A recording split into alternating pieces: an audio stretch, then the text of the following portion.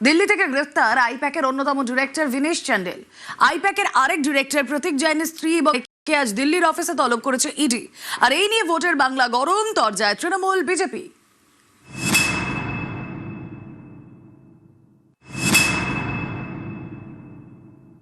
Election আসলেই এজেন্সিকে যেরকম তাদের শাখা সংগঠনগুলোকে যেরকম এগিয়ে দেয়, তাই এতে কিছু যায় আসে না।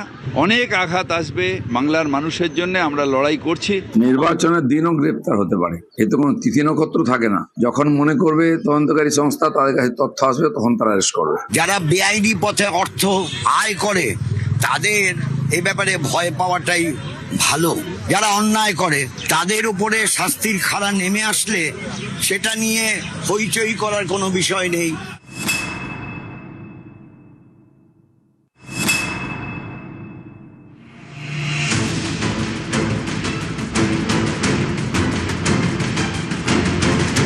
ভিনেশ চান্ডেল আইপ্যাকের সহ প্রতিষ্ঠাতা। কয়লা দুর্নীতি মামলায় সোমবার রাতে তাকে গ্রেফতার করে কেন্দ্রীয় এজেন্সি ইডি। 2রা এপ্রিল ভিনেশের দিল্লির বাড়িতে তল্লাশি চালায় ইডি। সোমবার সকালে দিল্লিতে ইডির সদর দপ্তরে ভিনেশকে তলব করা হয়। সেখানেই দীর্ঘ জিজ্ঞাসাবাদের পর গ্রেফতার। এ নিয়ে সরব হয়েছেন অভিষেক বন্দ্যোপাধ্যায়। তৃণমূলের সর্বভারতীয় সাধারণ সম্পাদক সোশ্যাল মিডিয়ায় পোস্ট করেছেন। এক্স পোস্টে অভিষেক লিখেছেন, বাংলার ভোটের 10 দিন আগে আইপ্যাকের সহ প্রতিষ্ঠাতা ভিনেশ চান্ডেল গ্রেফতার। এই গ্রেফতারি শুধুমাত্র উদ্বেগজনকই নয়, লেভেল প্লেইং ফিল্ডের মূল ধারণাকেই নড়িয়ে দিয়েছে। যখন পশ্চিমবঙ্গ অবাধ ও সুষ্ঠু নির্বাচনের দিকে এগিয়ে যাচ্ছে, সেই সময় এই পদক্ষেপ স্পষ্ট বার্তা, বিরোধী রাজনৈতিক দলে হয়ে কাজ করলে আপনি টার্গেট হয়ে যাবেন। এটা গণতন্ত্র নয়, ভয় প্রদর্শন। বাংলাকে ভয় দেখিয়ে দমানো যাবে না, বাংলার কণ্ঠরোধ করা যাবে না, বাংলা কারো কাছে মাথা নত করবে না। বাংলায় 23 এপ্রিল প্রথম দফার ভোট, 13 এপ্রিল গ্রেফতার আইপ্যাক কর্তা। এ নিয়ে শুরু হয়েছে রাজনৈতিক তরজা।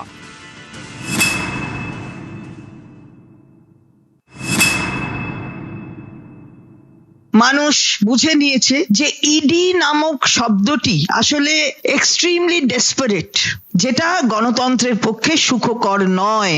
বুঝতে পেরে গেছে হার নিশ্চিত। ওই 1, 2, 3, 4 মমতা ব্যানার্জি বারবার, দিদি বারবার এ বিষয়ে সিদ্ধান্ত নিয়ে নিয়েছে বাংলার মানুষ। কে গ্রেপ্তার হচ্ছে না হচ্ছে দেখবার মতো সময় আমাদের কাছে নেই, চিন্তা করার অবকাশ। এসবের কোনো প্রভাব এই মুহূর্তে পশ্চিমবঙ্গের জনগণে নেই।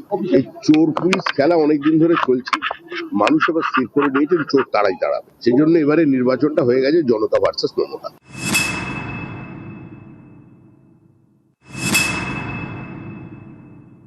ইলেকশন আসলেই এজেন্সিকে যেরকম তাদের শাখা সংগঠনগুলোকে যেরকম এগিয়ে দেয়, তাই এতে কিছু যায় আসে না। অনেক আঘাত আসবে বাংলার মানুষের জন্য, আমরা লড়াই করছি। নির্বাচনের দিনও গ্রেপ্তার হতে পারে, এতে কোনো তিথি নক্ষত্র থাকে না। যখন মনে করবে তদন্তকারী সংস্থা তাদের কাছে তথ্য আসবে, তখন তারা অ্যারেস্ট করবে। টিএমসি পশ্চিমবঙ্গকে দুর্নীতির কালো ছায়ায় ঢেকে দিয়েছে।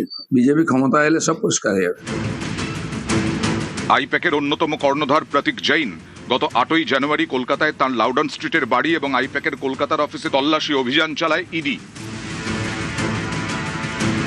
এই প্রতীক জৈনের স্ত্রী বারবি জৈন এবং প্রতীকের ভাই পুলকিত জৈনকে বুধবার দিল্লিতে ইডির দফতরে তলব করা হয়েছে। নিউজ 18 বাংলা।